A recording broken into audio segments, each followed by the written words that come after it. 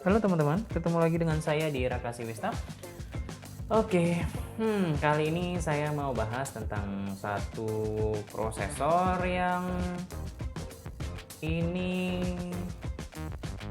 baru datang. Saya beli ini baru, nggak second ya, ini belinya baru. Prosesor yang keluarnya mungkin beberapa bulan yang lalu, tapi baru keluar juga sudah banyak yang melupakan ya dalam tanda kutip, yaitu Ryzen 3 3100. Oke. Oke, Ryzen 3 3100 ini keluar bareng kakaknya yang lebih superior, yaitu Ryzen 3 3300X. Memiliki jumlah yang core dan thread yang sama sebenarnya, 4 core dan 8 thread. Tetapi pada konfigurasinya agak sedikit berbeda. Ryzen 3 3100 ini seperti yang sudah banyak dibahas, memiliki konfigurasi dalam satu sisi D terdapat dua sisi X, di mana satu sisi X-nya terdapat 2 core dan 4 thread, sehingga totalnya adalah 4 core dan 8 thread. Sedangkan pada Ryzen 3 3300X di dalam satu sisi D terdapat dua sisi X dengan satu sisi X kosong, dan satu sisi X berisi 4 core dan 8 thread.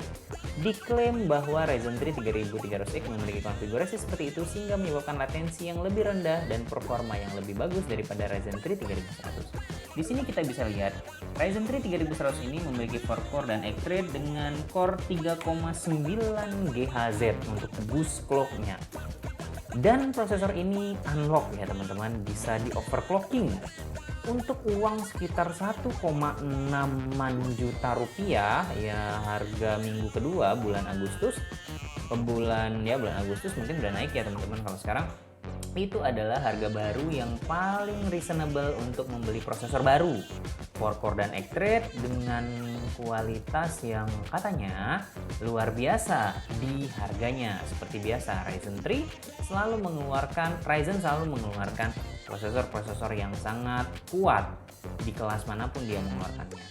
Ryzen 3 3100 ini memang dibilang tidak sebaik 3300 ya, iyalah harganya juga kan terpaut sekitar 700-600 ribuan, sehingga juga kita tidak berharap banyak terhadap performanya. Tetapi dengan 4 core dan 8 thread, apa yang kira-kira bisa kita dapatkan dari performanya, juga apa yang kira-kira kita bisa dapatkan dari dalam box prosesor ini. Apakah coolingnya standar-standar saja, right still? Kayaknya nggak mungkin ya dapat Bright Prism, tapi nanti kita lihat pada saat unboxing. Barang ini saya dapat garansi dari AMD. Cover garansi ini segelnya, cover garansinya nggak tahu sekitar 2 sampai 3 tahun. Masih segel, belum saya buka. Nanti kalau misalnya sudah di unboxing baru nggak segel lagi. Soal performa nanti akan kita bahas, tapi tidak banyak yang akan kita bahas, dari beberapa benchmark yang sering digunakan saja.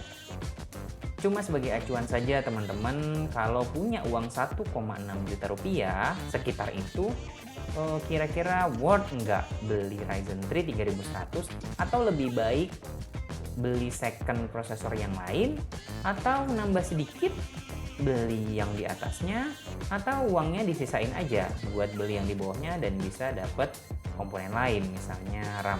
Nih lihat nih prosesornya tuh tulisannya Ryzen 3 3100, AMD Ryzen 3 3100, masih segel ya tentunya. Ya penyaringannya juga bagus nih ya, boxnya juga nggak begitu penyok, hanya Zen 2 arsitektur ya. Jadi dia Zen 2 arsitektur, dia support PCI Express generasi keempat karena dia Ryzen yang third generation ya teman-teman, tapi motherboardnya juga harus support. Nih kita lihat dulu sisi kotaknya lagi, kita lihat ya, ini basa-basi ya, ini cuma basa-basi. Kita siapin pisaunya yang nggak usah tajam-tajam. Nah ini kita buka segel bagian atasnya pelan-pelan aja, biar nanti prosesornya kalau dijual lagi itu harganya nggak turun-turun banget walaupun cuma kotaknya aja. Kita buka. Oke, kita buka. Di sini ada nota pembelian. Nah itu teman-teman bisa lihat kalau kelihatan. Nota pembeliannya saya beli di salah satu marketplace dengan harga Rp1.685.000 ya. Itu udah harga cari-cari yang susah banget ya, dan itu menurut saya adalah harga terbaik. Banyak sih yang jual di angka di atas 1.700.000-an. Biasanya yang jual 1.685 kayaknya cuma ini. Itu ada nama tokonya tadi. Nah ini dalamnya biasa ada box, isinya itu cooling. Ini ada surat-suratnya. Nah surat-suratnya juga nggak begitu penting. Ini ada unitnya ya, dia dibungkus mika, ada stikernya, itu stiker Ryzen. Ada unitnya juga Ryzen. Nah pinnya nggak usah dicek soalnya baru, pasti dia pinnya masih bagus. Ini kelengkapannya. Kelengkapan itu nggak perlu ya teman-teman. Kalau mau klaim garansi juga surat-surat ini juga buat apa? Hilang juga nggak ada masalah. Kalau cooling mungkin harus ada ya, tapi saya nggak tahu juga. Ya ini dia coolingnya. Kita buka coolingnya dari mana ini? Oh ini dari sini. Kita buka coolingnya. Oke, kita buka coolingnya. Nah ini dia, itu ada mikanya, itu ada coolingnya. Nah ini dia right still. Jadi dia cooling biasa, konektornya PWM 4 pin, tapi udah lumayan banget ya untuk cooling bawaan. Ya kubu sebelah mungkin kalah lah dengan cooling kayak gini. Coolingnya udah lumayan bagus nih kayaknya. Itu apalagi dalamnya tuh ada mika, susah banget bukanya ya. Oke, itu ada mika, nanti kita simpan dulu.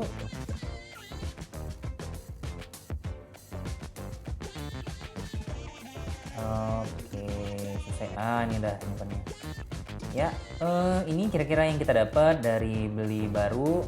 Tadi ada boxnya ya agak sedikit penyok dikit ya, gara-gara pengiriman, wajar, nggak usah dikomplain kalau ada penyok-penyok dikit, itu wajar, manusiawi, nggak mesti mulus-mulus amat. Nah terus ini yang kita dapat tadi ada kelengkapannya, ada surat-suratnya, itu ada prosesornya yang terbungkus dalam mika, pinnya masih utuh, ada stiker, ada coolingnya, cooling bawaan yang cukup bagus, ada box, pastikan segelnya AMD atau NJT, nggak usah segel abal-abal. Oke, terima kasih, sekian dari saya untuk unboxingnya, dan ini kira-kira gambaran performanya. Nah kalau teman-teman lihat di sini gambaran performanya, kita mulai dari PCMark 10.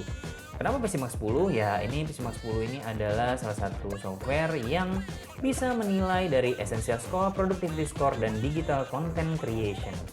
Dari Essential Score itu biasanya untuk startup, web browsing, dan lain-lain. Productivity untuk writing, spreadsheet, dan Digital Content Creation untuk photo editing, video editing, dan render and visualization. Tapi pada Digital Content Creation itu VGA juga berpengaruh ya teman-teman, soalnya di sini saya pakai VGA jadul jadi nggak usah terlalu lihat. Kita perhatikan aja, skor Essential Score-nya menyentuh 9400, sementara baseline-nya itu hanya 4100 untuk PCMark 10. Yang direkomendasikan untuk Essential Score-nya untuk general PC use for a variety of simple tasks, jadi untuk melaksanakan kegiatan sehari-hari, Word dan Office dan lain-lain. Kemudian untuk productivity score-nya di sini mendapatkan 7308. Rekomendasinya di atas 4500. Ini udah di atas rekomendasi. Ini juga biasanya untuk Office dan light media content. Kemudian tes selanjutnya yang kita cek adalah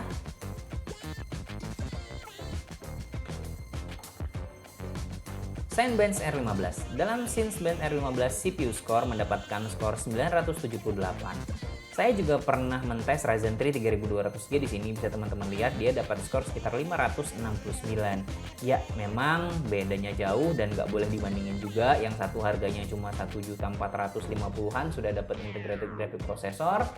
Yang satu 1.600.000-an belum dapat graphic processor.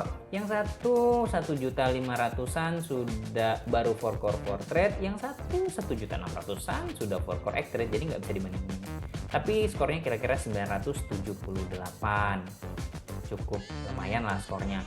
Dan kemudian PassMark Score. PassMark Score-nya kalau di website berapa ya? Sekitar 11 ribuan, tapi di sini saya dapat 13.752 dengan konfigurasi di sini RAM-nya DDR4 3000 mHz ya teman-teman. Dua channel cuma 8 GB.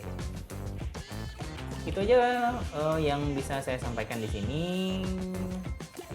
tentang unboxing dan sedikit tes tadi dari PCMark 10, Cinebench R15 dan PassMark. Mungkin bisa jadi pertimbangan teman-teman untuk ngambil si prosesor ini atau enggak.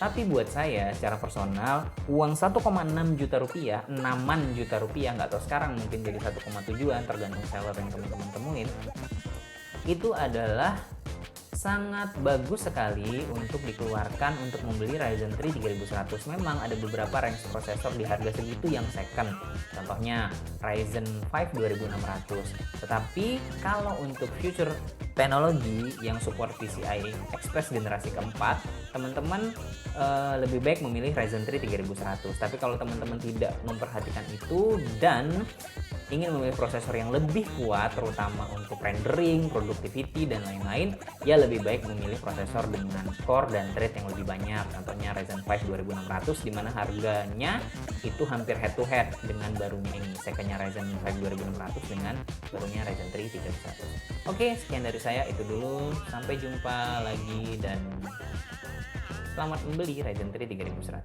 Terima kasih.